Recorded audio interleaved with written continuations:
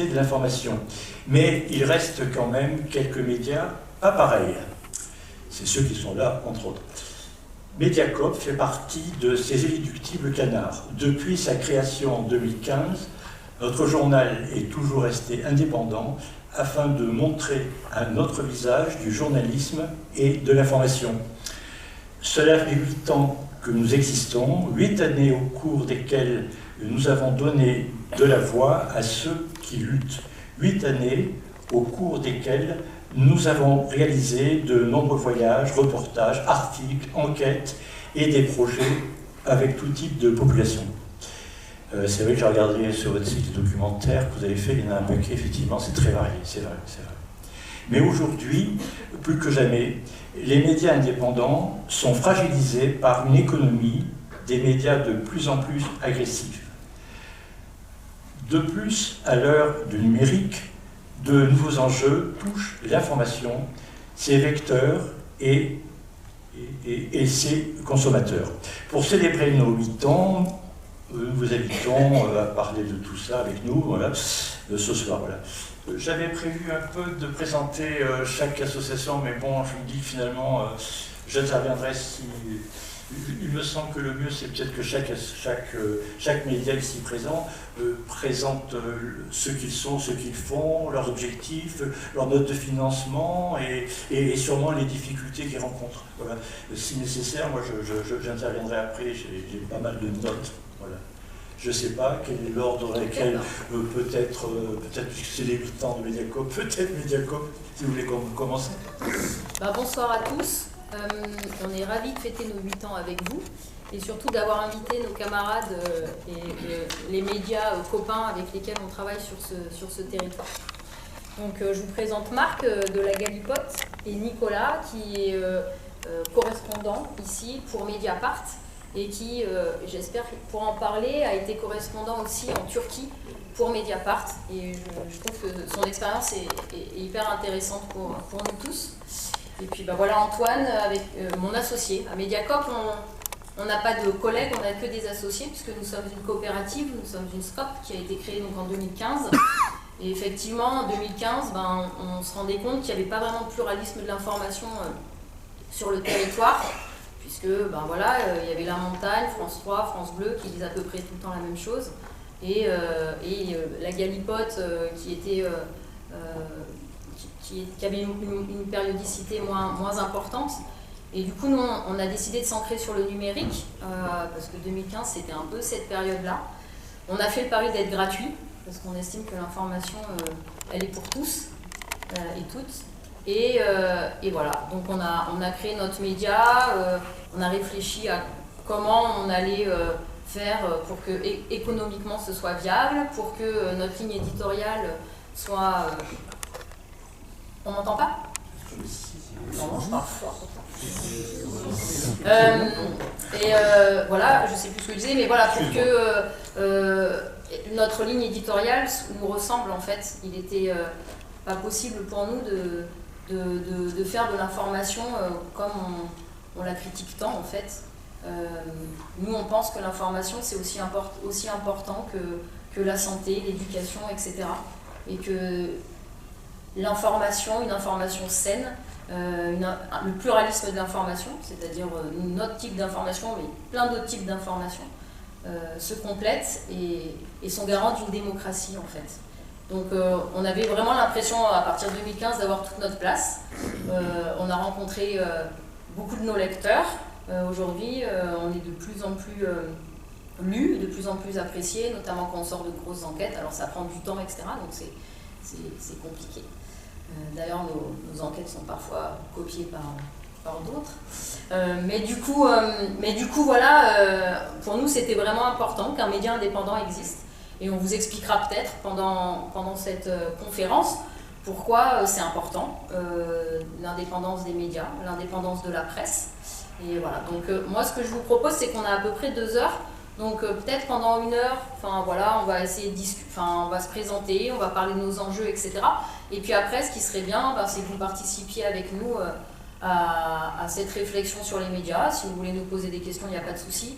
Si vous voulez nous donner plein d'argent, il n'y a pas de souci. Si vous voulez, voilà, en tout cas, vous avez des idées pour qu'on se développe, pour qu'on soit plus proche de vous, plus proche de ce qu'on attend d'un média indépendant, ben, nous on prend en tout cas. Voilà. Je vais peut-être laisser la parole du coup à Marc. Si on l'avait fait de façon chronologique, c'est lui qui aurait été le premier à parler. Puisque nous on a 8 ans, mais la Galipote va en avoir 45. Donc voilà.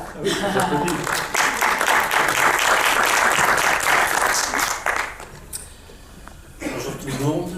Vous m'entendez? C'est bon.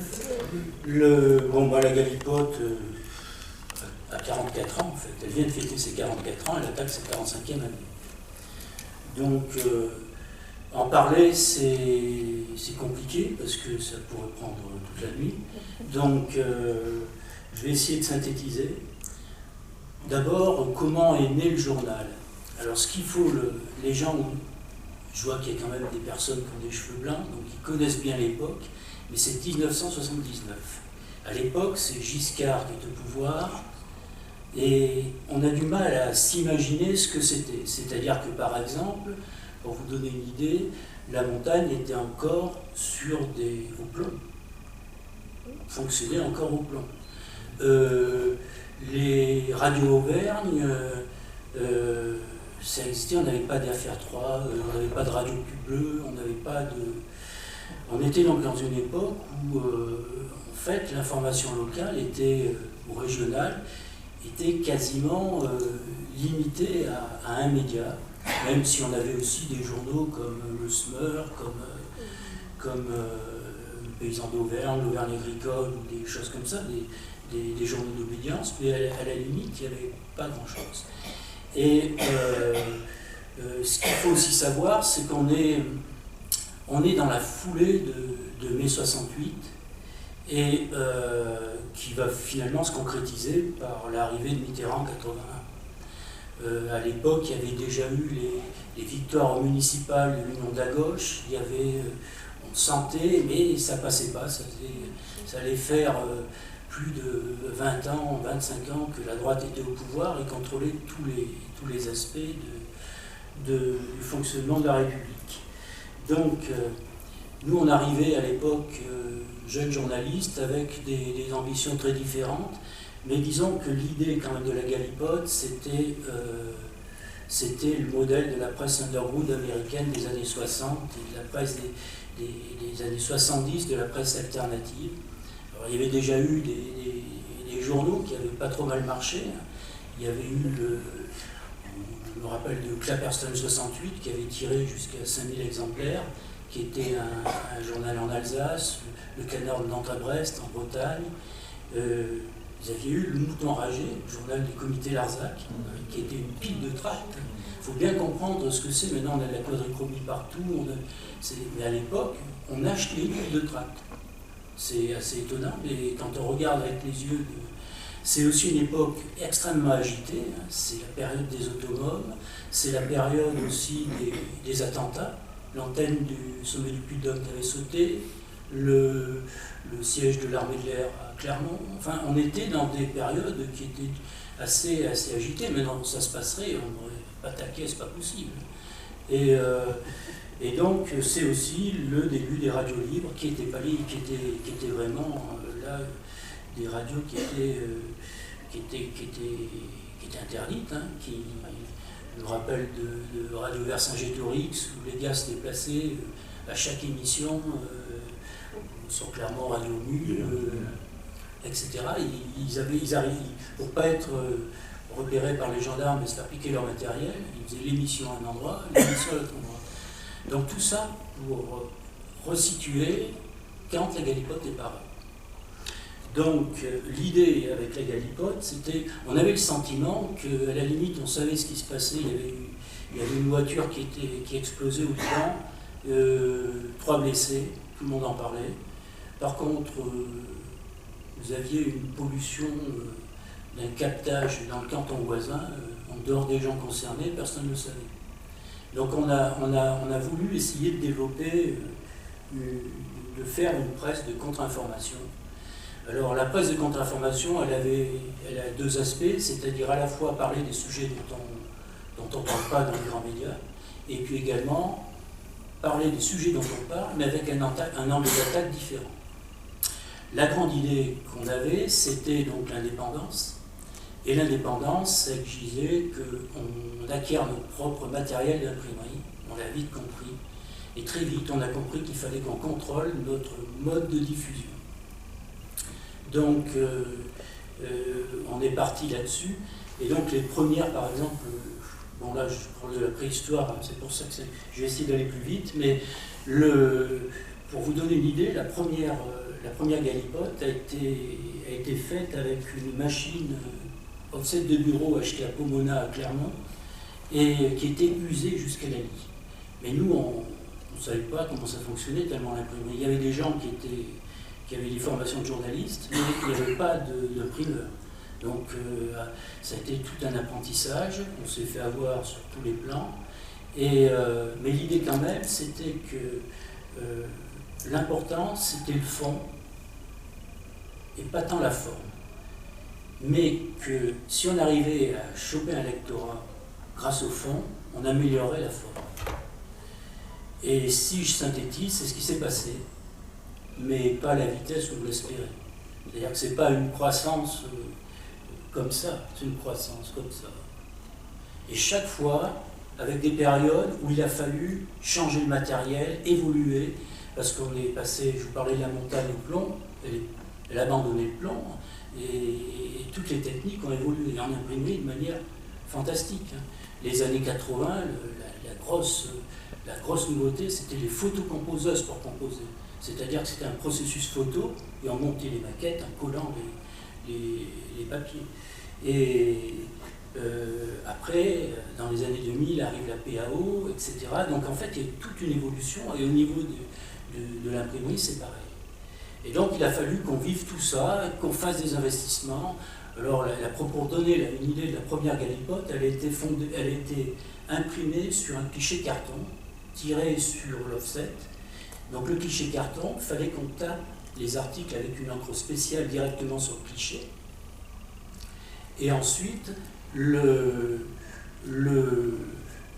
cliché était, alors par exemple, pas question de mettre des photos, et pour les titres, il fallait les dessiner, parce que coller des facettes, ça ne marchait pas.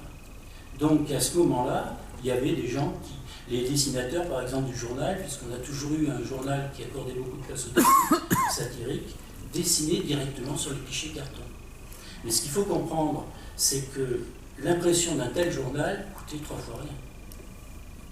Bon, vous vendiez 100 exemplaires, 200 exemplaires, c'était payé.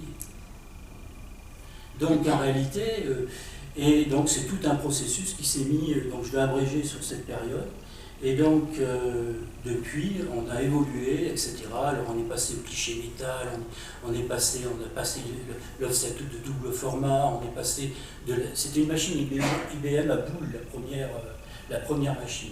Donc il y avait des boules, ça faisait 3 têtes de caractère, donc on pouvait changer. Après on a eu une multipoint. Alors le multipoint, c'était toujours une IBM à boules, mais qui avait la particularité de pouvoir utiliser des corps différents d'impression. Donc on passait plus de texte dedans. Et elle avait une mémoire mécanique. C'est-à-dire qu'on faisait une première frappe avec des repères, et à la deuxième frappe, vous étiez en colonne. C'était beau le progrès. Et donc, voilà un peu l'histoire, donc voilà d'où on vient. Et au départ, c'est une bande d'amis, c'est ça? Alors, au début, on était... alors là, c'est pareil, il y a eu un double équipe. C'est-à-dire qu'il y a eu une équipe... moi, j'ai fait mes études à Blaise Pascal, à Clermont, et on avait monté, dans les années 70, un journal qui s'appelait « Si ça continue, il faudra que ça cesse ». Et donc, ce petit journal, qui était un journal lycéen, l'équipe qui le faisait voulait essayer de faire quelque chose de plus important. Et en même temps, personnellement, j'ai fait des études de journalisme au QH de Strasbourg. Et quand j'ai arrêté, bon, j'ai demandé déjà du boulot ailleurs, mais bon, à l'époque, c'est une autre histoire, on en parlera si vous voulez. Et donc, j'avais des copains qui étaient prêts à jouer le jeu. Mais eux, ils étaient dans la tendance situationniste. Je ne sais pas si vous voyez ce que ça veut dire aujourd'hui, mais enfin, c'était des gens qui étaient dans la provocation. Le grand modèle, c'était la Société du spectacle de Guy Debord, hein, qui était... donc, il y a tout un livre de référence là-dessus, et tout un ensemble de livres de référence là-dessus.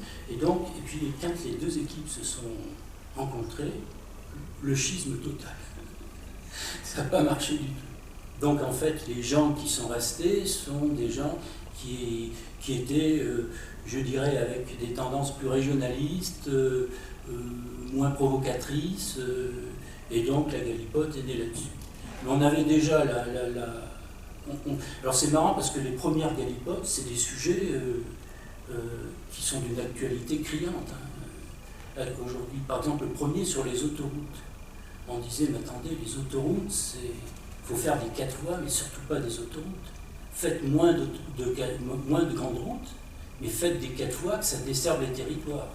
Les autoroutes, ça enclave. Ça profite aux grands centres, ça fait dépérir les campagnes. Donc on avait déjà des discours qui étaient, qu'on qualifierait d'écolo aujourd'hui. Le deuxième galipote, ça devait être sur... Enfin, il y a eu des trucs sur l'éolien, il y a eu des trucs sur la géothermie, c'est les premières galipotes sur le féminisme, sur l'armée aussi, parce qu'à l'époque, on était tous plus ou moins en rapport avec le service militaire. Et donc il y a eu ce genre de choses. Alors le problème, c'est comment on est indépendant, comment on est autonome. Il faut contrôler la fabrication, ok. Il faut contrôler la diffusion. Pour vous donner une idée, la diffusion, on va voir alors à l'époque, c'est la montagne qui diffusait sur la région. Hein. Donc il fallait passer par la montagne pour pouvoir être diffusé. Et sur Clermont, on va voir le dépôt central qui était vers la gare là-bas, et on discute, et ils nous réclament 43% du prix de vente du canard. Et donc, pour vous donner une idée, alors on a commencé à se mettre en vente où on pouvait, où les gens acceptaient. Ça s'est débloqué quand on a rencontré le syndicat des sous-dépositaires de presse, qui était M. Koenig, qui habitait à Avenue de la Libération à côté, qui avait un marchand de journaux, libraire, qui nous a dit ils n'ont rien compris en parlant des sous-dépositaires. Si le dépôt central n'est pas capable de fournir le produit, ils peuvent l'acheter où ils veulent. Donc où ils peuvent le trouver. Et donc là, on lui a dit donc, est-ce que les sous-dépositaires peuvent vous appeler pour que vous leur le précisiez? Et ça s'est débloqué un peu comme ça, la diffusion. Mais ça, c'est les 3-4 ans. C'est pas simple. Hein. En fait, on a passé notre temps à casser des murs. Et ça paraît complètement fou maintenant, mais on continue à les casser. Et pour le type de fonctionnement. Donc je parlais de l'autonomie et de l'indépendance, on avait ça, donc on a contrôlé notre propre diffusion, notre propre fabrication, et à partir de là, il fallait équilibrer les comptes. Donc c'est quelque chose qui est très complexe, dans la mesure où il faut... est-ce que la vente d'un journal permet de... Alors oui, quand il n'était pas cher, quand il coûtait pratiquement rien. Mais si on voulait améliorer un peu, et chaque fois, il fallait améliorer. Donc on a eu les clichés, dont je parlais, les clichés métal pour l'offset, il a fallu changer l'offset, passer au double format, passer à la couleur, etc., avec des investissements successifs et un coût qui augmentait. Donc le problème, c'est, je vais revenir maintenant au présent, comment on se finance, toujours de la même manière, mais la stratégie qu'on a ouverte, c'est, puisqu'on avait notre matériel d'imprimerie, c'est de développer le livre. Donc ça permet de salarier des gens, et pendant que des gens travaillent sur la fabrication du journal, d'autres travaillent sur les livres. Donc en fait, actuellement, 95% de notre budget provient de nos activités, livres et journaux. On fonctionne actuellement avec 5 salariés, il y en a 2 en congé maladie, mais enfin, on a quand même 5 salariés. Et puis après, donc, tout un ensemble un certain nombre de pigistes et de bénévoles. C'est pour ça qu'on est sous la forme d'une association, pour pouvoir avoir un fonctionnement avec des bénévoles. Parce qu'évidemment, à partir du moment... Alors, il ne faut pas croire que c'est avantageux sur tous les plans. Par exemple, ce n'est pas la peine d'aller voir une banque. Hein. Vous dites, je vous fais un journal. Alors, Alors si vous faites de l'édition, donc c'est même pas la peine. Hein. Donc en fait, c'est pour ça que quand on a des difficultés qui sont liées à des problèmes matériels, à des problèmes très divers, vous ne pouvez pas imaginer le nombre, ce serait trop long à expliquer, et ben la seule solution, c'est un appel au lecteur. Et actuellement, on a des problèmes avec les URSAF suite à la période Covid, et on a fait un nouvel appel au lecteur pour essayer de sortir de ce problème. Donc en fait, le journal, il y a toujours eu une volonté d'être un journal ouvert, libre et indépendant, y compris sur le plan technique. Donc voilà un peu l'histoire du journal. Je vais m'arrêter là parce que je pourrais être très long. Et donc, si vous avez des questions, tu peux peut-être parler de l'association qui s'appelle la CAP. Oui, c'est la CAP, c'est-à-dire Association pour une culture auvergnate populaire. Voilà. Alors elle s'appelait, ça signe les années 70, elle s'appelait d'abord Association Culture et Autonomie Populaire. Seulement voilà, quand vous achetez du papier, vous dites ACAP, ça veut dire quoi? Association et Culture. Là, ça a commencé à poser des problèmes. Donc on a gardé le terme ACAP, et puis on est devenu Association pour une culture auvergnate populaire. Donc là, ça simplifiait les choses. Je fais une parenthèse, on vous a quand même aussi beaucoup parlé au Canard enchaîné ou à Charlie Hebdo, parce que vous faites des articles de fond importants, mais en même temps vous savez mener l'humour, des dessins. Ben, disons qu'il y a toujours eu des angles d'attaque. Alors il faut bien comprendre qu'un journal comme la Galipote, c'est un journal dont le contenu est très lié au rédacteur du moment. Il y a eu plusieurs équipes qui se sont succédées. Et forcément, si les gens sont très sensibles aux questions culturelles, on va avoir plus d'articles culturels dans le journal. Si c'est s'il y a des syndicalistes, il y aura plus d'articles sur les entreprises. Si c'est des écolos, plus. S'il y a des régionalistes ou des occitanistes, plus d'articles là-dessus. Donc, parce que finalement, il n'y a pas d'autocensure dans la Galipote, y compris dans la réalisation des papiers. C'est-à-dire que par principe, on ne coupe pas les papiers.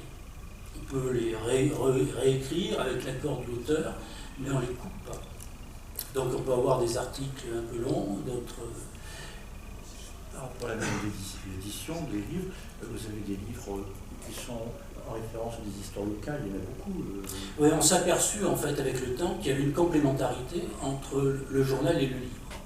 C'est-à-dire que d'abord on s'est aperçu que c'est pas qu'il n'y avait pas de lecteurs de livres qui parleraient de la région, mais c'est pas qu'il n'y avait pas d'imprimeurs pour les faire paraître, mais il n'y avait pas de diffusion. Une diffusion très mauvaise. Comme on diffusait la Galipote, on s'est dit on va diffuser aussi des livres sur l'Auvergne, mettre à la portée des gens. Et l'idée, la grande idée pour les livres, c'est d'amener le livre au lecteur et pas que ce soit le lecteur qui vienne le chercher. Donc vous pouvez trouver ces livres dans une boulangerie où il y a la Galipote, ou dans un bar tabac, ou dans une épicerie. Et donc ça, c'est toute la stratégie là-dessus. Alors au niveau du contenu des livres, c'est tous des livres qui ont un rapport à l'Auvergne. Soit des documentaires, soit des romans, soit des compléments de la Galipote. Moi, je me rappelle qu'on a fait des papiers, par exemple, sur le chevrier de Théier, à une époque, je ne sais pas si vous vous rappelez cette histoire, ça donnait lieu à un livre qui a écrit M. Chambert. Vous avez eu Jean-Michel Duclos qui a écrit sur Vulcania. Enfin, il y a eu... Parce qu'on s'aperçoit, si vous voulez, dans un canard, que raconter de manière feuilletonesque ce qui se passe sur plusieurs années, il faut que les gens qui comprennent au bout de 10 ans où on en est là, il faut qu'ils sachent ce qu'il y a avant. Et ça, c'est très compliqué de synthétiser ce qui s'est passé avant pour leur faire comprendre le présent. Je vais citer un exemple très simple. Il y a un article qui mériterait d'être fait actuellement, c'est sur Vulcania. Quand Vulcania a été autorisé, il y a eu des contraintes qui ont été mises. Et c'est seulement dans le respect de ces contraintes que Vulcania pouvait être construit. Il y avait règlement du COS, il y avait interdiction de faire un certain nombre de choses, etc. Maintenant, c'est effacé. C'est-à-dire qu'actuellement, on ne tient plus compte de ça et on a arrangé les choses pour qu'on puisse faire les aménagements souhaitables, rendre le truc viable, enfin, même s'il ne l'est pas. Et donc, ce qui veut dire que pour que vous compreniez tout ça, il faut revenir en arrière. Et donc, c'est parfois compliqué. Et là, le livre est un outil qui permet de revenir en arrière et de bien comprendre, pour ceux qui le souhaitent, des papiers qui seraient trop longs. Donc pour nous, il y a eu une complémentarité. On peut parler de la résistance aussi. On a eu énormément de gens qui étaient d'anciens résistants, et parce qu'on était dans une époque où ils avaient besoin de parler, parce que ce qu'on racontait, c'était pas ce qu'ils avaient vécu vraiment. Bon, il arrive un moment où on pouvait faire des interviews, etc., mais le mieux, c'était encore qu'ils racontent leur histoire. Donc on s'est lancé dans l'édition de livres. Et actuellement, par exemple, on a 20 livres en fabrication, et avec la Galipote. Donc c'est toute une usine.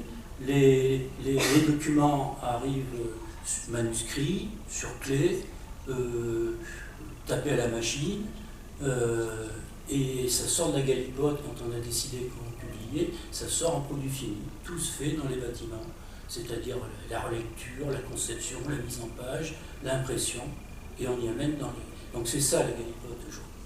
Et c'est ce que je vous dis, c'est-à-dire qu'en fait nos revenus, c'est 95%, c'est nos activités. Vous allez vivre à un moment une première mondiale, mais il y a un média indépendant qui va couper un autre média indépendant parce qu'il est trop long. Et du coup, on va laisser la parole à Nicolas, qui représente du coup Mediapart. En fait, je ne représente pas tout à fait Mediapart. C'est-à-dire que je suis juste le correspondant de Mediapart, je suis un journaliste indépendant. Et il se trouve que ça fait un certain nombre d'années que je bosse pour eux. Donc, alors je ne vais pas pouvoir raconter avec autant de verve l'aventure héroïque de Mediapart, parce que je n'y ai participé que d'assez loin, et relativement tardivement. J'aurais bien aimé. Mais je vous expliquais déjà un peu qui je suis en fait. Moi, la première fois que j'ai approché les fondateurs de Mediapart, c'était en 1997. À l'époque, j'étais jeune journaliste. Et je venais d'intégrer la rédaction du Monde à un poste subalterne de secrétaire de rédaction. Donc ce sont les gens qui font la mise en page des articles, qui les relisent, les corrigent éventuellement. Et donc Luc Lenel était le rédacteur en chef, le directeur de la rédaction, et puis les autres membres, futurs membres fondateurs de Mediapart étaient chefs de service, comme François Bonnet à l'étranger à l'époque, Laurent Mauduit qui dirigeait le service entreprise. Pour l'inviter. Et oui. Voilà, donc c'est là que j'ai fait pour la première fois connaissance avec ces gens-là, sauf que moi j'avais un petit peu la bougeotte, j'avais envie de voir le monde, partir à l'aventure, et donc je suis allé m'installer en Turquie en 2000, où j'ai passé 21 ans de ma vie comme correspondant de presse, une dizaine d'années à l'AFP, et puis j'ai écrit un bouquin sur le président actuel de la Turquie, Recep Tayyip Erdogan. Et c'est ce livre qui est venu jusqu'aux oreilles de la rédaction de Mediapart et qui m'a sollicité pour que je commence à travailler pour eux depuis la Turquie. Ce que j'ai fait entre 2016 et 2021, date à laquelle, pour plein de raisons, j'ai dû quitter la Turquie et on m'a proposé, donc Mediapart m'a proposé de trouver un endroit où il y aurait un trou dans la couverture du journal pour travailler pour le journal. Il y avait différentes options, mais il m'a semblé que Clermont-Ferrand était la plus intéressante parce qu'il y avait vraiment un très grand trou dans la couverture à ce niveau-là. Il y avait peu de journalistes travaillant pour Mediapart qui s'intéressaient à cette région. Je me suis dit que c'était un pari intéressant de venir, de quitter un peu le tropisme très, très citadin de ce journal, qui a des coopérations, mais en général avec des journaux indépendants dans des grandes villes, pour venir effectivement proposer une vision un petit peu différente d'une France un peu périphérique, on va dire, même si clairement une métropole aussi. Voilà, donc c'est pour ça que je suis là. Donc depuis un peu moins de 2 ans, je travaille sur des sujets pour moitié, je dirais, liés à l'environnement, au changement climatique, donc à ces grandes problématiques. Et je trouve bien placé ici pour traiter le sujet. Et puis après, sur tout ce qui est lutte sociale, tout ce qui est fait de société, événements sociétaux, on va dire, mais pour traiter d'un point de vue effectivement des périphéries, éventuellement du monde rural. Donc voilà, c'est pour ça que je suis là, donc certains m'ont peut-être déjà croisé. Alors, je ne peux pas parler au nom de Mediapart, parce que voilà, je suis journaliste indépendant, j'étais pas là à sa création, je peux quand même en dire quelques mots. Donc, journal qui a été créé en 2008 par l'équipe que j'ai dit. Sur ce pari, effectivement, à une époque où l'Internet n'était pas encore très développé, de fonder un journal pure player Internet, donc sortir de l'édition papier, ce qui permettait d'éviter des coûts très importants, une lourdeur aussi d'organisation, pour tenter l'expérience d'un journal payant sur Internet. À l'époque, je ne pense pas que ça existait en France. Un journal payant dont le produit d'appel serait des enquêtes de qualité qui justifient donc que les abonnements aient un fonctionnement uniquement sur la base de l'abonnement. C'est-à-dire pas de publicité, donc pas de dépendance des mannes publicitaires, pas d'actionnaire, pas d'ordre à recevoir. Et donc, c'était il y a 15 ans. Le journal fête cette année ses 15 ans, et d'ailleurs, pour l'occasion, 15 ans, 15 villes, donc le journal va se délocaliser dans 15 villes de France, donc Clermont-Ferrand, le 7 octobre prochain, de 14 à 18 h, à la coopérative de mai. Donc il y aura des conférences, des débats organisés par le journal, si vous voulez noter ça. Donc 15 ans plus tard, on peut dire que Paris est quand même largement tenu, ce qui n'était pas évident au départ. Le journal a désormais, on a atteint jusqu'à 220 000 abonnés, avec un point d'orgue pendant la période du Covid. Effectivement, c'était une très belle opportunité pour le journal d'accroître son public, parce que les gens n'allaient plus au kiosque chercher leur journal, je pense.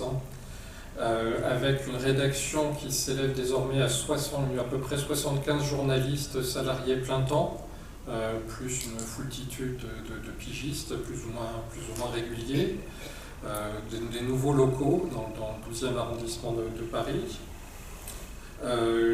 un passage de relais aussi entre générations, donc la génération des origines, des Louis Plenel, qui garde un rôle de représentation assez important, a passé la main à une direction collégiale de journalistes plus jeunes, avec une ouverture aussi. Il y a eu pas mal d'embauches, ouverture à toutes les formes de diversité.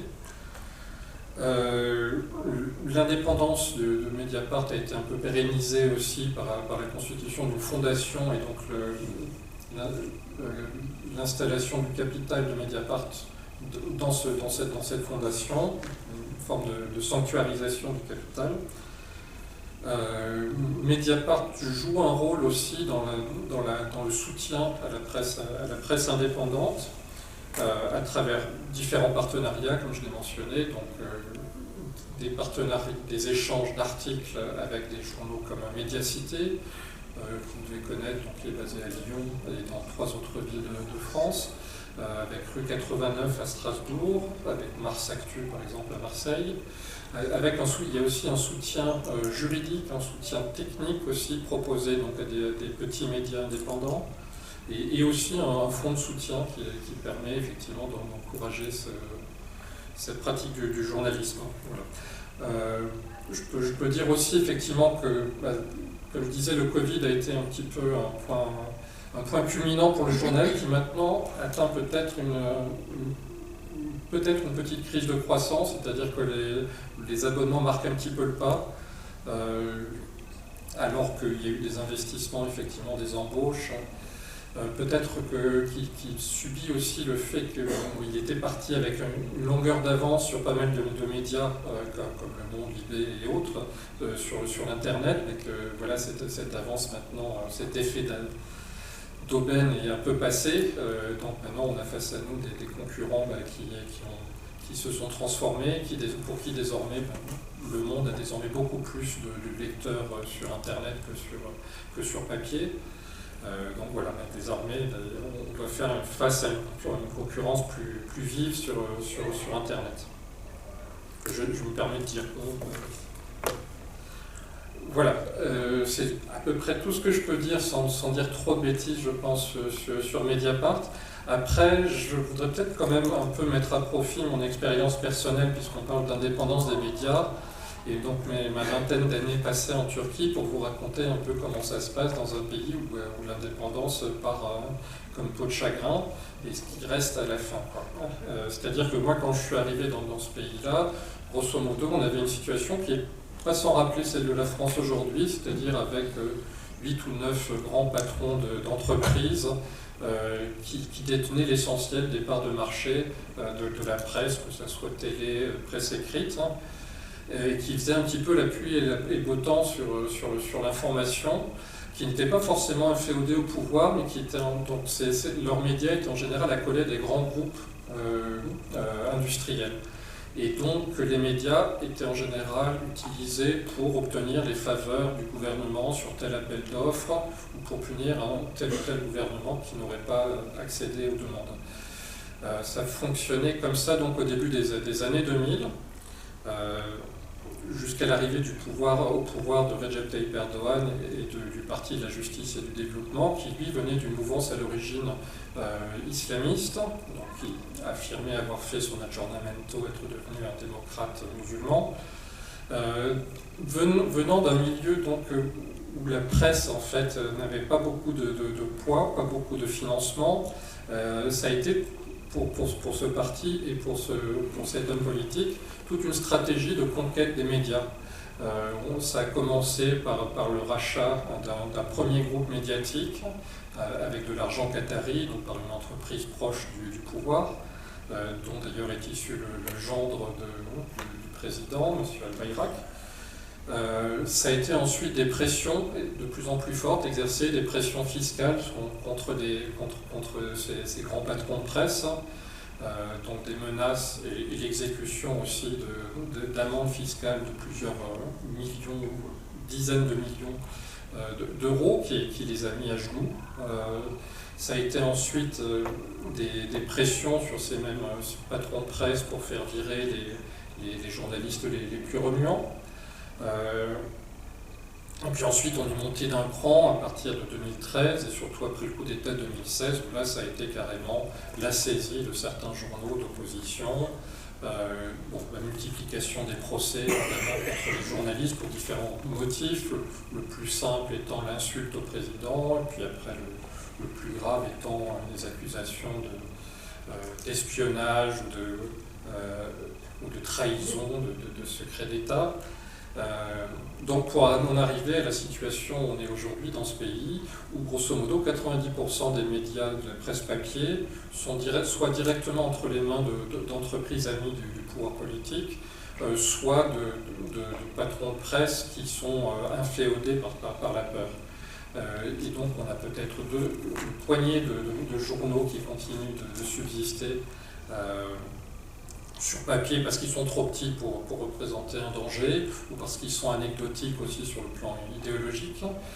Même chose pour les télés, il doit rester 2 télés en fait, qui comptent dans le pays, qui sont un peu indépendantes, l'une qui appartient à Rupert Murdoch, donc c'était un peu difficile de le spolier, puis une autre qui est de tendance assez nationaliste, donc qui finalement ne les dérange pas tant que ça. Donc le principal pouvoir encore de la presse, il réside dans les médias Internet, qui sont plus difficiles à contrôler, même s'il y a eu des tentatives, il y a eu des fermetures temporaires, par exemple même Twitter a été interdit d'accès à certains moments, même Facebook, donc là aussi il y a une tentative de contrôle. Alors pourquoi est-ce que je raconte ça ? Parce que finalement, donc, le résultat, c'est que le pays se retrouve avec des unes de journaux qui sont à peu près toutes les mêmes, à quelques exceptions près. Vraiment, on peut retrouver les mêmes titres à peu de choses près. Donc partout le même rabâchage pro-gouvernemental, avec une forte tendance à la paranoïa anti-occidentale, contre les ennemis de l'intérieur qui peuvent représenter selon les circonstances les Kurdes, les Arméniens, les Juifs, à travers un lobby international qui œuvrerait contre la Turquie, les laïcs évidemment. Et le problème c'est que ça marche, c'est que bien sûr il y a des gens informés qui vont sur Internet, qui savent chercher l'information, mais quand même pour beaucoup de personnes, pour beaucoup de gens, le média principal, la télé qu'on a l'habitude d'allumer, le journal télévisé du soir ou le grand quotidien qu'on a l'habitude auquel on est abonné, ça reste la référence. Et au final, c'est ce qui fait la différence, à mon sens, au moins depuis 2015, date à partir de laquelle Erdogan a commencé à être un peu en perte de vitesse. Malgré tout, grâce à cette occupation médiatique, il se maintient au pouvoir. Notamment, lors de cette dernière élection, à peu près 90% du temps de parole sur les télés turques était accordé au président et à son parti. J'y suis presque. Ça laisse supposer que donc, les médias ont une influence importante. Ben, ça laisse supposer, alors c'est pas le seul facteur, il y a plein d'autres choses, hein. Il y a la faiblesse de l'opposition, d'une opposition fragmentée, il y a finalement le fait qu'il a déjà passé tellement de temps au pouvoir qu'on n'imagine pas ce que ça pourrait être sans lui, que finalement mieux vaut un diable qu'on connaît qu'un diable qu'on ne connaît pas. Il a eu des temps d'antenne absolument extraordinaires par rapport aux autres. Ah ben oui, je vous dis, de l'ordre de 90% du temps d'antenne, il était consacré, bien sûr. Donc voilà, pour finir, la leçon que j'en tire, c'est que moi, quand je suis arrivé dans le journalisme, voilà, j'étais un peu la fleur au canon avec cette idée d'aventure et de voir du pays. Et finalement, mon expérience turque m'a quand même mis un peu de plomb dans la cervelle et fait comprendre à quel point l'indépendance des médias, c'est pas un vain mot en fait. Hein. Et le pluralisme. Et le pluralisme, oui, bien sûr. Et que c'est une valeur à défendre, même si on s'en rend souvent pas compte ici, parce qu'on est dans l'habitude d'une pléthore de médias, mais la France n'est pas à l'abri non plus de dérives. Voilà. Donc ce sera ma conclusion pour cette petite allocution. Héloïse C'est Antoine qui va nous dire. Simplement pour parler d'un des enjeux aussi et surtout sûrement, en tout cas ici, c'est l'argent. Nous, à Mediacorp, on vous l'a dit, on est gratuit, on est sans publicité, et donc forcément, il y a une question de financement qui se pose, et c'est le cas pour les autres, hein, Marc l'a très bien rappelé. Et donc nous, nos financements, c'est aussi beaucoup le don des lecteurs, et puis l'éducation aux médias, dont on voulait vous parler, parce que c'est quelque chose de très important et qui occupe vraiment beaucoup de place pour Mediacorp. Moi, je suis beaucoup sur l'actualité locale, et Loïs plus sur les enquêtes de fond. Donc je vais souvent prêter main forte sur des ateliers, tout ça, mais Loïs, elle est vraiment toute l'année, parfois sur des résidences de plusieurs semaines, de plusieurs mois, même qui durent l'année, avec toutes sortes de publics. Donc peut-être que je peux te laisser présenter un peu plus en détail cet aspect-là, qui est vraiment assez important pour nous, et puis qui aussi, il faut se le dire, nous permet de remplir un petit peu les caisses. En fait, Mediacorp, on a 3 axes de financement pour pouvoir vivre. Donc on a effectivement les dons, on a la vente de nos films, on fait du documentaire, etc. Alors pour l'instant, on arrive à ne pas avoir de commandes. En fait, les films qu'on fait, c'est nous qui décidons de quoi ils parlent, etc. Et c'est nous qui les proposons au cinéma notamment.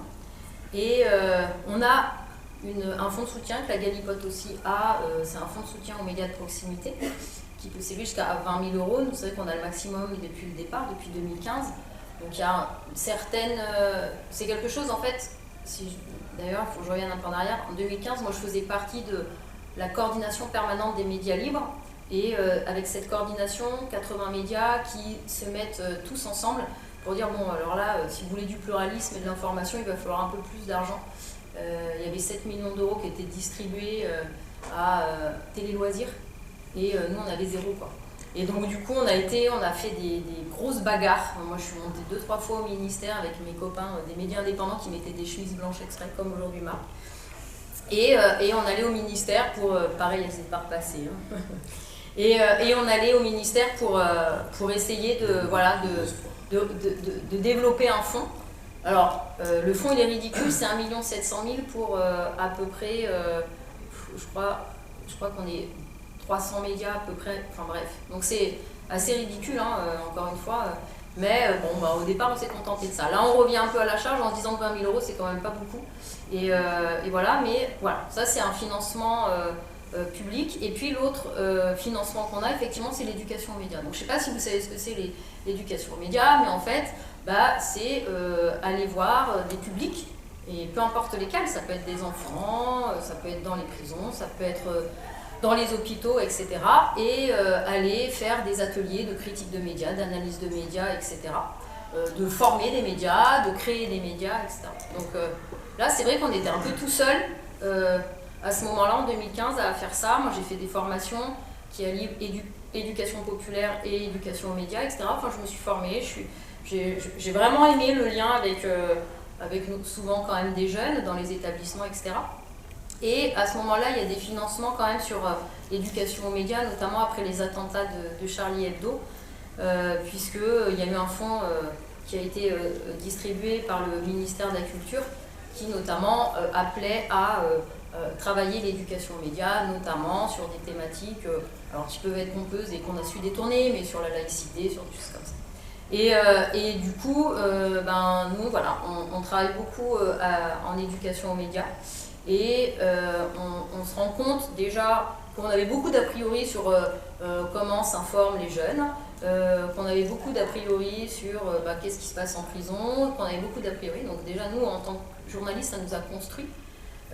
On s'est confrontés, entre guillemets, c'est pas du tout méchant, mais à des publics un peu empêchés parfois, et aussi à une authenticité en fait, c'est-à-dire en fait, un ado, c'est ça, c'est un peu comme ça en ce moment. L'ado en 2023, là on est en train de faire tout un travail là-dessus. On sort un bouquin très, très bientôt là, sur nos résidences, justement, qui explique un peu tout ça. Et donc c'est vrai que ça, c'est quelque chose qui, à mon sens, fait aussi partie du rôle des journalistes, de pratiquer ces ateliers d'éducation aux médias. Ok, on est là pour informer, mais on est là aussi pour prévenir de comment on doit s'informer, du pluralisme de l'information dont tu parles, de qu'est-ce qu'une ligne éditoriale, voilà. Et donc nous on a un studio mobile qu'on met dans les écoles. Et les sources d'information. Voilà, les sources, comment on vérifie ces sources, etc. etc. Il nous arrive très souvent de prendre dans la presse locale des exemples de désinformation, ça arrive presque tous les jours.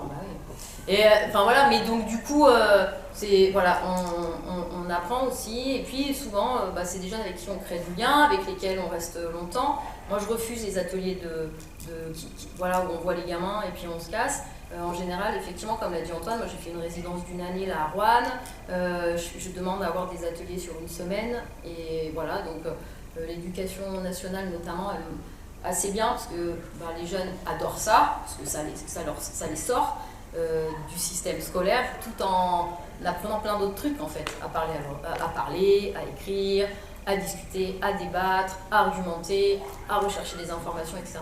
Donc tout ça est hyper intéressant, et effectivement, il y a de plus en plus de journalistes qui s'y mettent à l'éducation aux médias, et nous on pense que c'est vraiment hyper important. Alors, que les journalistes le fassent, mais là, vraiment, il y a des éducateurs qui ne sont pas journalistes et qui le font très bien. Donc ça, voilà, là, moi, en tant que journaliste, je trouve ça important de moi le faire, mais par contre, j'ai beaucoup de respect pour tous les éducateurs avec lesquels je fais. Là, la formation que j'ai faite sur l'EduPop, on était 3 journalistes sur 8, et c'est vrai que les 5 autres avaient une autre approche, mais malgré tout, c'est hyper intéressant.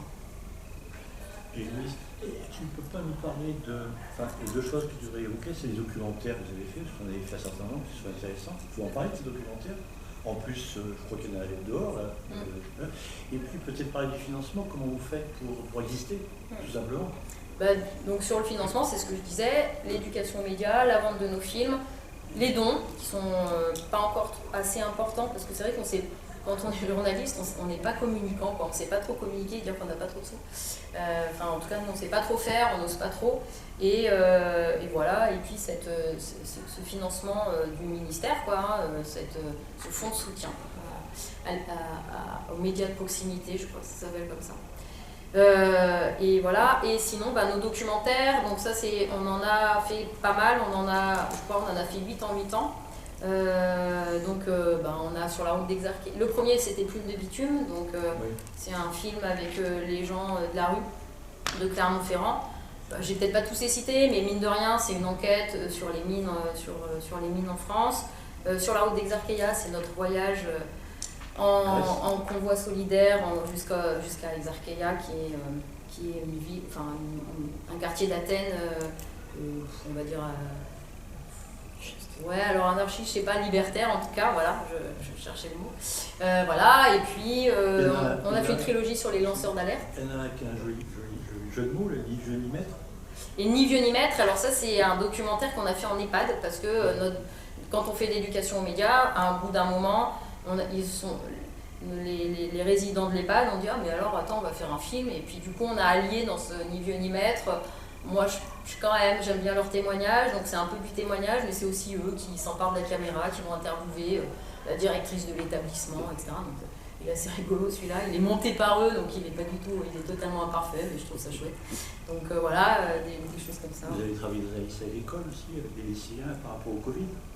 On a fait un documentaire sur le Covid, qu'est-ce qu'être lycéen à l'époque. Ouais, c'était à Marmilla à l'époque du Covid. Donc c'était assez triste finalement tout ça. Même les profs quand ils ont regardé le petit documentaire, c'était un court-métrage, ils ont un peu halluciné. Et non, on fait vraiment beaucoup de choses quoi. Donc on essaye. Je pense qu'il faut se créer tout le temps. Et c'est ça qui est intéressant quand on est dans un média indépendant, c'est que rien n'est acquis. On a envie de faire des enquêtes qui durent hyper longtemps et il nous faudrait des milliers d'euros pour pouvoir le faire. Donc nous, on prend un peu plus de temps que les autres pour le faire, mais en tout cas, nous, notre base, en tout cas, quand on fait des enquêtes, c'est qu'on a des très bonnes sources et alors on est très engagés, mais du coup, les gens engagés vont plutôt nous voir, nous, en premier.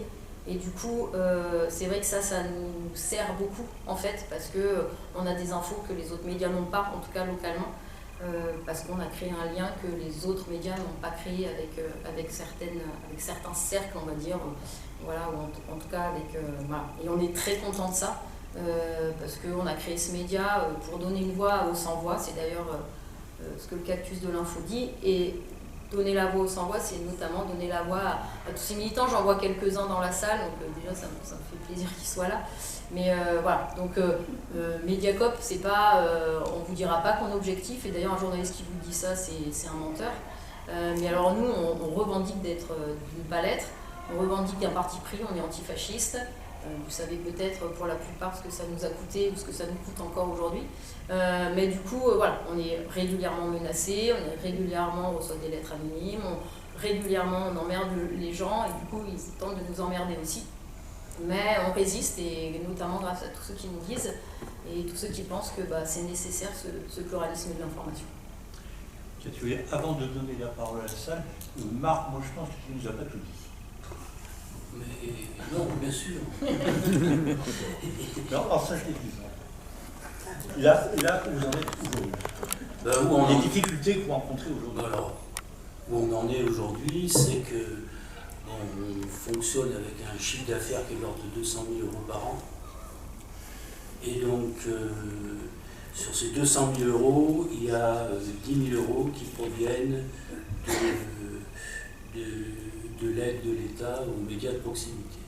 Donc ça veut dire qu'il y a 190 000 euros qu'on produit par notre travail. Donc ça veut dire qu'on a des salariés qu'il faut rémunérer.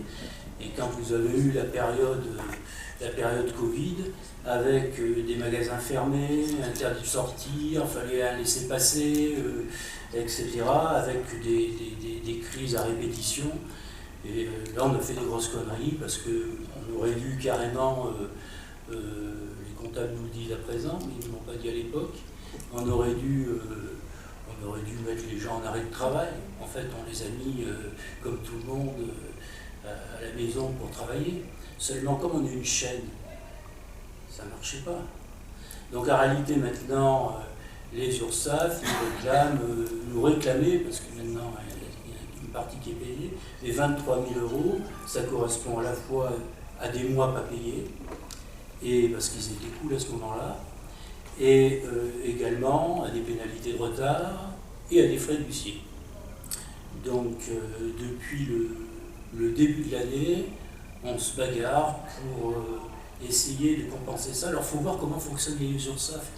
Moi, c'est très intéressant. Ils ne reçoivent plus les lettres commandées, ils ne les prennent plus. Ils ne répondent plus au téléphone.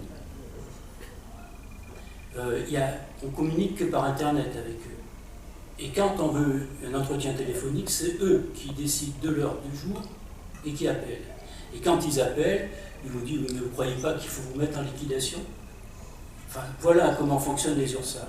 C'est pour ça qu'on a eu l'intervention par hasard de France 3 il y a quelques semaines, et qui est intervenu. Ils sont tombés au jour où on avait un avis de l'huissier en vue d'un appel à saisie. Et donc, ils sont tombés pile ce jour-là, c'était formidable. Donc, et du coup, ils sont allés voir les URSSAF. Alors, les URSSAF, un peu embêtés, ont été obligés de les recevoir. Et au début, ils ne les ont pas reçus. Il leur a dit si vous ne recevez pas, on passe le reportage sans votre avis. Donc ils ont fait l'effort à 5 heures du soir, donc c'était reporté d'une journée, et ils ont rencontré la directrice régionale des URSSAF. Ce qui fait qu'une semaine après, on a eu un coup de fil de la direction de Lyon, s'occupe plus ou moins de contentieux, mais enfin c'est très lié au ministère. On l'a compris dans la conversation, où il nous disait oui, bon, etc. Ça fait un petit moment que vous cotisez quand même, j'ai regardé ça. Oui, ça fait plus de 30 ans, 40 ans. Vous payez des cotisations, ben oui, ça fait 40 ans qu'on paye des cotisations. Et voilà, bon, nous, c'est pas des sommes énormes que vous devez, hein, c'est pas grand chose. Hein. J'aurais dit, ouais, enfin, quand on n'a pas de quoi acheter une baguette, quand même, ça pèse. Et enfin, c'était une conversation un peu de ce genre-là. Finalement, ils nous ont proposé de verser le premier mois 4400 et le deuxième mois, le mois suivant 4400 nouveaux, et qu'après on pourrait discuter. Ça en est là pour l'instant. Et disons que ce qui se passe par contre, c'est que ça a eu un effet, c'est qu'apparemment les huissiers sont calmés. Donc voilà où on en est, en sachant donc toujours qu'on est sur le... Donc c'est pour ça qu'on a fait un appel aux dons, parce que chaque fois qu'on a un problème, vous voyez, on est toujours sur le fil. Si on a un peu plus d'argent, il y a des tas de choses à payer. Les dessinateurs, par exemple, de la Galipote, travaillent gracieusement. Il y a des rédacteurs qui travaillent gracieusement. On a tous les cas de figure. C'est-à-dire qu'on a des rédacteurs salariés, mais on a des rédacteurs bénévoles qui se font défrayer de leurs frais de voiture, etc., de transport. Et il y en a d'autres carrément qui donnent de l'argent et qui donnent leur papier. Donc on a un peu tous les cas de figure là-dessus. Et on estime par exemple que pour une Galipote, c'est 80 personnes qui participent à chaque fois, à des degrés divers, et c'est pas toujours les mêmes. Donc voilà ce que c'est la Galipote. Et donc actuellement, je veux dire, on est toujours sur le fil. Donc dès que vous avez, par exemple, actuellement on a 2 arrêts maladie assez graves, c'est fou le bordel. Vous avez une machine qui casse, c'est compliqué. Vous avez les URSSAF qui se pointent avec des exigences. Alors ce qu'il faut savoir quand même pour les URSSAF, c'est qu'on n'a pas été les seuls. Hein. Début janvier 2023, moultes artisans, commerçants se sont retrouvés avec des appels et des menaces. On a des exemples, nous, je pense au gars de Plot, qui tenait une maison de la Poste librairie, on lui a réclamé 20 000 € aussi. Donc il a payé sur 3 mois, et puis après il a fermé. Donc en fait, c'est nous, ça s'est passé un peu mieux, parce qu'il y a eu cet impact médiatique, et qu'un journal, même s'il est tout petit, c'est quand même gênant. Je voudrais préciser, parce que tu nous l'as fait parvenir, tu nous avais dit que depuis le 1er janvier, suite à lancé à la ville de la Galipote numéro 147, vous avez été plus de 120 lecteurs qui ont apporté un soutien financier au journal sous forme de dons. Et il est écrit ce qui a permis de collecter quelques 10 000 € non prévus, montant moyen 85 € par donateur. C'est quand même, ça veut dire que vous avez un lectorat qui est très fidèle, quoi, qui vous soutient. Alors ce qui est assez étonnant, c'est que par exemple, les meilleures ventes de la Galipote sont dans les derniers numéros. On a actuellement une vente qui se situe sur les derniers numéros entre 3 500 et 4 000. Le dernier numéro qu'on a ramassé, c'est la 2e vente en 44 ans. Il y a 2 numéros, c'était aussi le cas. Maintenant c'est la 3e. Mais c'est pour vous dire qu'on a une augmentation du nombre de lecteurs, d'acheteurs. Parce que une Galipote ne fait pas forcément une personne.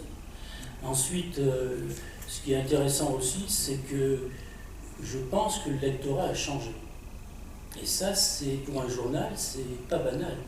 Parce qu'en réalité, la tendance post-68 art des débuts, elle a pris de l'âge, elle lit plus, ou elle n'a plus la possibilité de lire. Donc c'est une nouvelle génération qui arrive, et on essaie de faire en sorte que les rédacteurs aussi suivent ces générations, donc participent de ça. Après, moi je pense que de toute façon, la Galipote, son intérêt, c'est d'essayer parler de l'identité de la région, alors, entre guillemets, puisque l'extrême droite a rapatrié ce mot, mais l'identité de la région, de son patrimoine, de faire savoir en fait comment on vit, d'où on vient en Auvergne. Il y a des tas de choses, par exemple, que les nouvelles générations ignorent sur ce que vivaient les autres, ceux qui l'ont précédé. Et je trouve que c'est vachement important d'y mettre de le rappeler, de le dire. Alors, on essaie de faire des papiers qui sont suffisamment variés pour avoir un lectorat qui est varié, et il est très varié. On est toujours étonné du lectorat qu'on a, parce que comme on diffuse le journal, et qu'on va dans les magasins, on a... Ça je voulais en venir, parce que vous n'êtes pas très nombreux. Moi, je suis quand même sidéré par le travail que vous faites, au niveau du réseau que vous avez, parce que la Galipote et les bouquins, on les trouve, moi, Chalmaillard, je connais 2 endroits, 3 endroits, où on le trouve régulièrement. Oui, mais vous allez à Faille-sur-Lignon, vous allez à La Roquebourg, vous trouvez la Galipote. Donc vous avez vraiment un tissu, un réseau très important. Oui, et alors c'est un autre intérêt sur le plan journalistique, ça. C'est-à-dire qu'en réalité, bien des dépositaires sont devenus des correspondants, en fait. Et des gens qui filent des infos. Ils nous disent, vous allez voir un tel. Si vous saviez ce qui se passe, il habite au-dessus d'une porcherie. Si vous saviez comment ça se passe, vous n'en croiriez pas vos yeux. Donc évidemment, ça... Et souvent, c'est des sujets qui, du coup, sont inédits. Mais ça rappelle un peu ce que je disais tout à l'heure, on sait ce qui se passe, on va savoir ce qui se passe à Paris, mais on ne sait pas ce qui se passe à côté de chez nous. Mais par contre, tu nous as pas dit ce que veut dire la Galipote. Alors la Galipote, c'est un peu le fruit du hasard, c'est-à-dire qu'elle a l'une des personnes, l'une des personnes qui, quand on a imprimé le premier numéro, moi j'ai encore les images, comment ça se passait, parce qu'on ne savait même pas qu'il fallait déramer les ramettes pour les passer dans le... Et donc, quand on a imprimé le premier numéro, on cherchait un titre, on ne trouvait pas de titre. Et puis il se trouve que l'un d'entre nous il était en train de lire Gaspard Desmontagne. Et dans Gaspard Desmontagne, on parle de la Galipote, qui est un monstre de la mythologie qu'on accusait de faire des tours pendables, de déplacer les bandes des champs, de tarir le pied des vaches, puis même de sauter sur les épaules des personnes un peu crédules, le soir au fond des bois. Et donc, ça nous a plu, et puis on s'est aperçu au fur et à mesure que d'abord c'était pas forcément un animal négatif. Chez d'autres auteurs, c'est qu'un gars qui c'est très positif. Ça a même permis de sauver la ville d'Anvers. Et on s'est aperçu aussi que dans certains villages, ça désignait la paragogne, c'est-à-dire la commère du village. Donc ça collait à fond, et c'est comme ça que la Galipote est née avec ce titre. Merci. Je ne sais pas, peut-être quoi passer. On va peut-être passer à... Parce qu'il est déjà 21h15. Oui. Vous commencez ? Ouais, vas-y. Jean-Claude Dorier. Alors, je ne suis pas journaliste, mais juste membre actif des Amis en Estrise. Merci Marc Gachon d'avoir rappelé le contexte de naissance de ce qu'on a appelé les premiers médias libres, entre guillemets, et de contre-information. Et ça ravivait chez moi des vieux souvenirs que j'ai même un peu mis de côté. D'ailleurs, mes amis en Estrise ne savent sûrement pas ça, mais pendant 8 ans, j'ai participé dans le département qui est au-dessus, dans l'Allier, au seul et journal que l'on appelait de libre expression de contre-information, qui s'appelait Le Desbredinoirs. Vous connaissez Saint-Menou à côté de Moulins, il y a un gisant, et les gens nous disent que quand on met la tête dans la Desbredinoirs, ça rend un peu moins fou, ça rend un peu moins beurdin, comme on dit dans l'Allier. Donc on nous a vu intituler ce fanzine, parce qu'à l'époque j'étais lycéen, je rentrais du Larzac, et j'étais déjà actif avec d'autres, notamment un couple d'enseignants qui était à l'initiative de ce média, que nous faisions effectivement sur le Dopset, en se réunissant une fois par mois, tapant le coup de la machine IBM, tout ça, on l'avait vécu, etc. 2003, il y a la longue grève contre le projet de réforme des retraites. Et je ne sais pas si vous vous souvenez de cette époque, mais les organisations syndicales, les mouvements, etc., ne sont pas encore sur Internet, ils n'ont pas de blog, ils n'ont pas encore leur page, etc. Par contre, il y a eu un événement aux États-Unis, pour une réunion d'OMC à Seattle, la bataille de l'OMC à Seattle, où là sont nés un petit peu avant ce qu'on a appelé les indie médias. Et je ne sais pas si tu te souviens, ce gars qui est là, nous étions une trentaine à s'être réunis à Chaume Actif et on a décidé de créer un support pour porter de l'information avec le slogan des Indes médias qui était « Ne haïssez plus les médias, soyez le média vous-même de vos luttes », etc. Et on avait déjà changé d'époque. Aujourd'hui, on est encore dans une autre époque, avec le développement du numérique.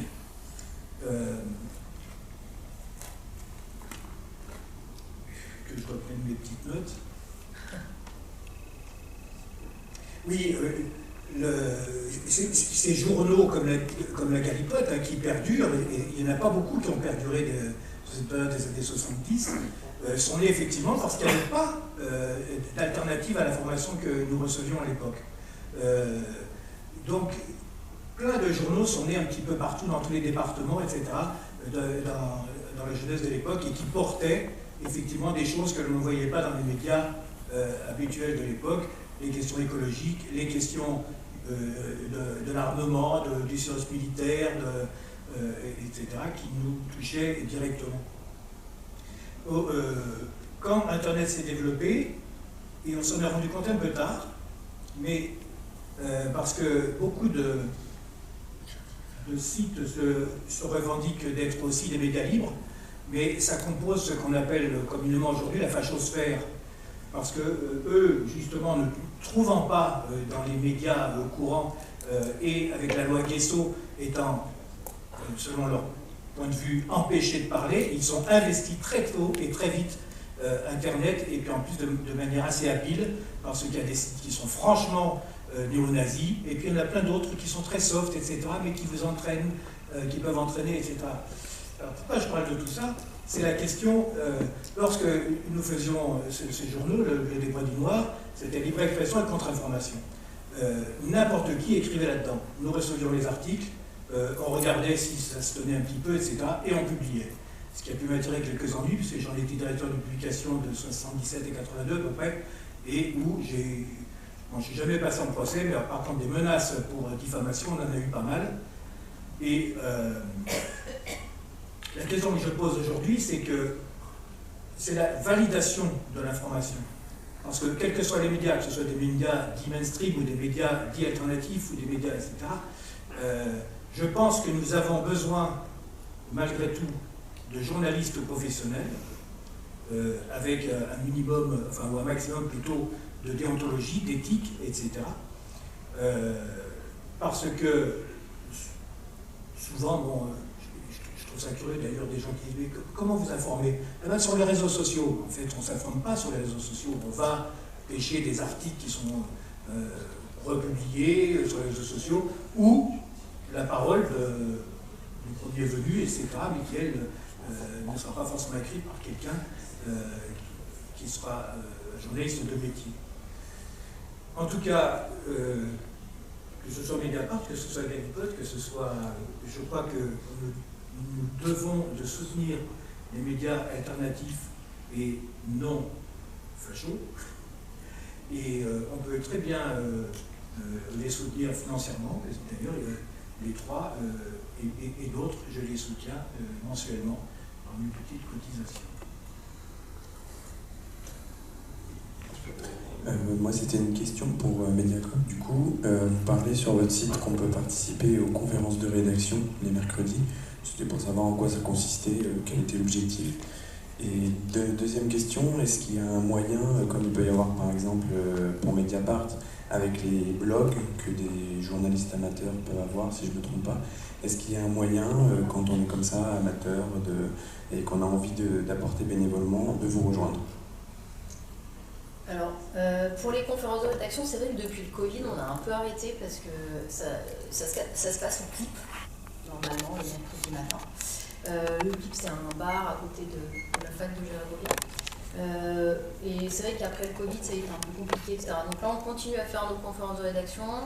C'est vrai qu'on n'a pas relancé ce truc de dire que c'est au public, mais en tout cas, n'importe qui est bienvenu pour boire un café avec nous. C'est le matin, donc on boit que du café le matin.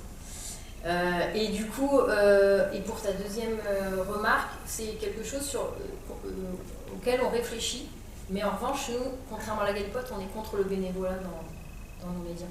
On paye tous les gens qui bossent chez nous, même les stagiaires, parce que bah, voilà, ça c'est une question un peu éthique. Donc ça, en fait, c'est une des problématiques qui nous empêche un peu de faire travailler des gens. Après, je sais pas, enfin, je me dis que, par exemple, on réfléchissait à les assos, tu vois, par exemple, je sais pas, Greenpeace, etc., qui veut, ou la CIMAD que je vois au fond, qui veulent participer, etc.,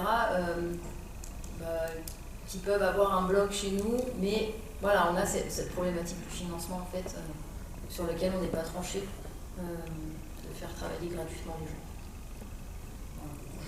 Ok, dommage parce qu'il y en a qui aimeraient bien travailler du coup, mais... Mais gratos. Ouais, gratos.